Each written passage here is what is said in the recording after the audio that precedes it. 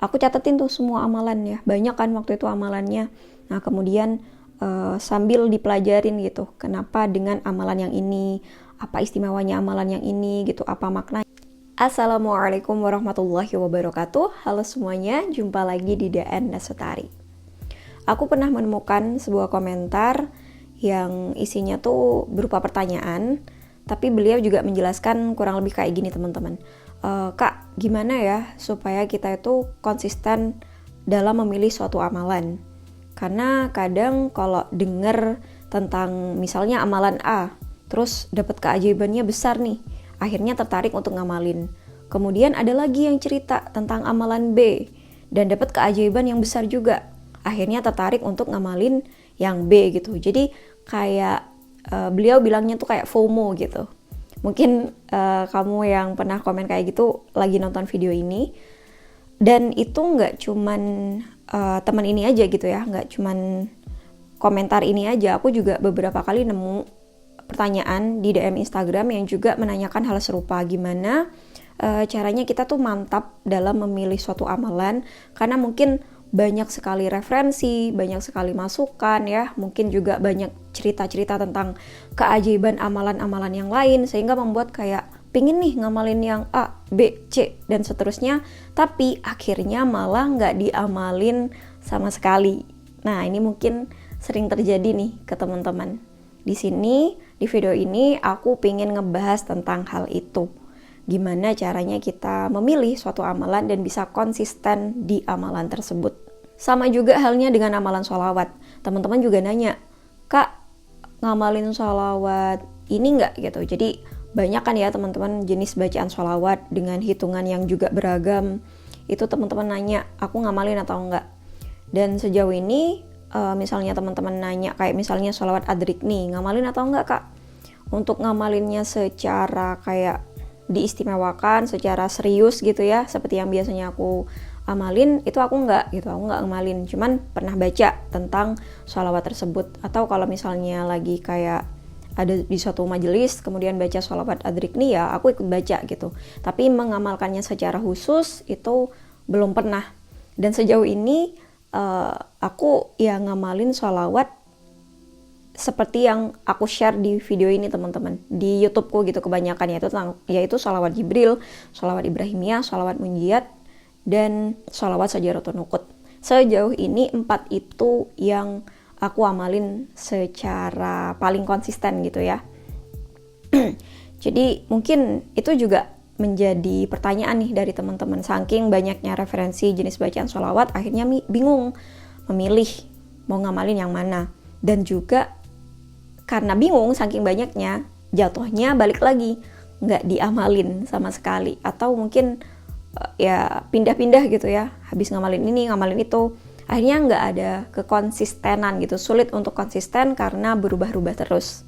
Aku yakin semua amalan yang bermuaranya ke Allah itu pasti baik, entah amalan kayak misalnya baca Al-Quran surah-surah tertentu, atau juga amalan sholawat, puasa, sholat sunnah tertentu, itu pasti semuanya baik teman-teman. Nah cuman memang kalau kalian ingin memilih suatu amalan yang ingin dikonsistenkan, tips dari aku adalah coba kamu pelajarin gitu, pelajarin secara mendalam tentang amalan tersebut. Contohnya kalau aku milih sholawat nih, jadi aku tuh kayak bener-bener apa sih keistimewaannya sholawat, kenapa sih harus ngamalin sholawat, apa bedanya dengan amalan-amalan yang lain, apa yang membedakan amalan sholawat dibandingkan amalan-amalan yang lain gitu. Itu yang menjadi pertanyaanku gitu kalau aku memilih suatu amalan teman-teman. Jadi semakin kalian memperdalam pengetahuan atau ilmu tentang suatu amalan tersebut, itu yang bisa membuat kita semakin yakin, semakin mantap, dan akhirnya kita nggak FOMO lagi nih kalau misalnya ada amalan baru gitu. Jadi kita konsisten dulu ke pilihan yang sudah kita mantapkan. Nah nanti dengan sendirinya kalau sudah konsisten pasti ada keinginan untuk mempelajari amalan-amalan yang lain. Selain amalan sholawat, ada contoh lain misalnya surah Al-Waqiah. Mungkin teman-teman udah pada tahu bahwa Al-Waqiah ini biasanya identik dengan amalan yang terkait dengan rezeki, Jadi kalau pingin rezekinya itu dilancarin, dimudahin, kita dianjurkan untuk sering-sering membaca surah Al-Waqiah.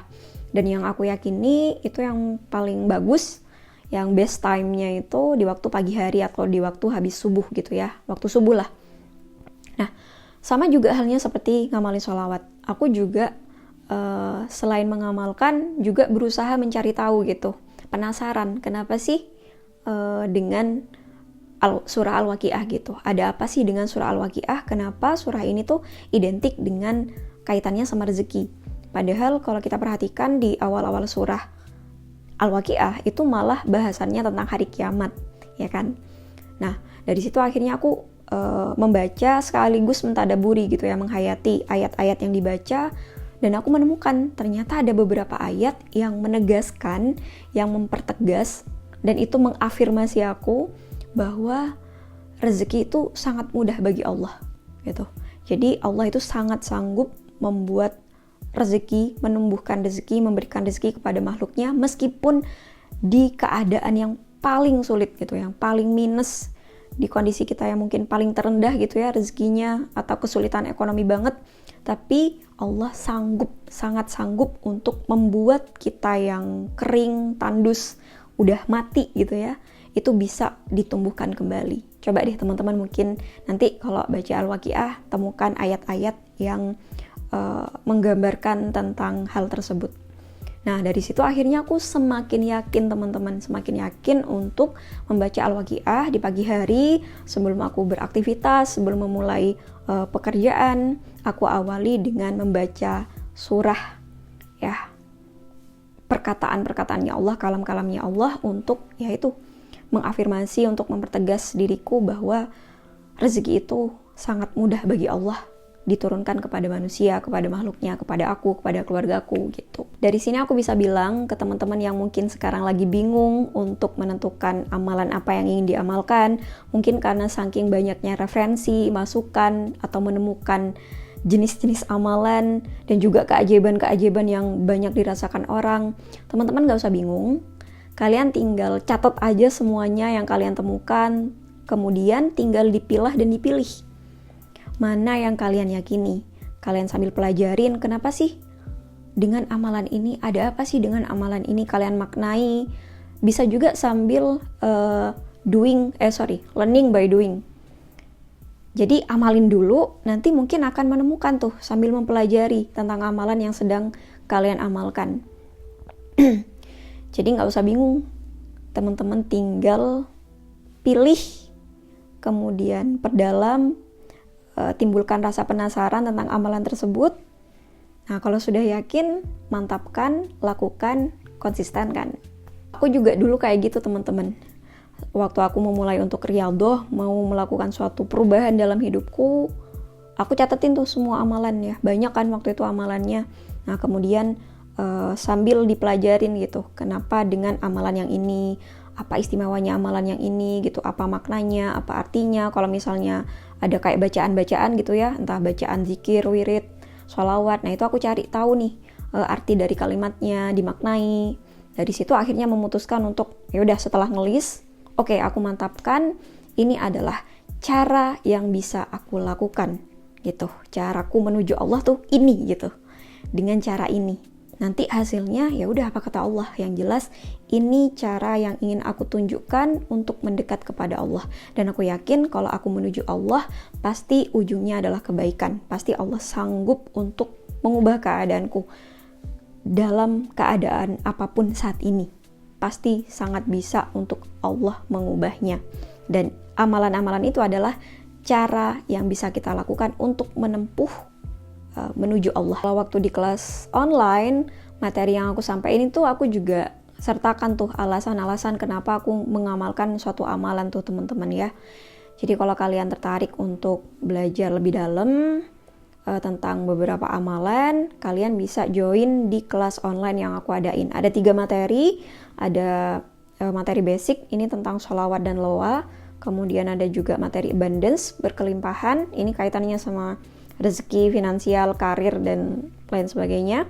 Dan kemudian ada seni berdoa, the art of prayer, keindahan dalam berdoa. Nah, jadi kalau kalian tertarik, langsung aja join di kelas onlineku. Caranya lebih lengkap dan detailnya ada di Instagramku di @dnresutari. Kalau penasaran, ya kunjungi aja di Instagramku @dnresutari. Di situ ada highlight tentang kelas online. Oke, mungkin segitu aja di video kali ini teman-teman. Semoga bermanfaat dan sampai jumpa lagi di video-video yang selanjutnya insyaallah. Wassalamualaikum warahmatullahi wabarakatuh. Bye-bye.